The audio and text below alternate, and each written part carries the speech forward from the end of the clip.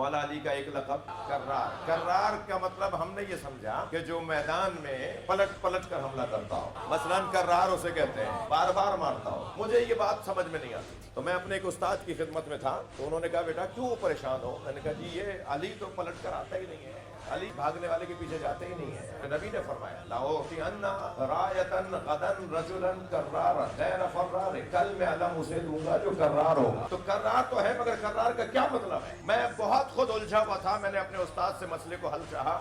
उन्होंने फरमाया बहुत वाज़ेह बात है, कर्रार का क्या मतलब है? कर्रार का मतलब मैदान में पलट पलट के हमला करना नहीं है। कर्रार का मतलब है जो हर दौर में मुकर्रर आया, जो हर दौर में पलट पलट कर आया। आदम के जमाने में भी अली, नूह के जमाने में भी अली, इब्राहिम अलैहिस्सलाम के जमाने में भी अली, मूसा अलैहिस्सलाम के जमाने में भी अली, हज़रत ईसा के जमाने में भी अली, और नबी के साथ भी अली, और हसन भी अली, और हुसैन भी अली, और मेहदी भी अली।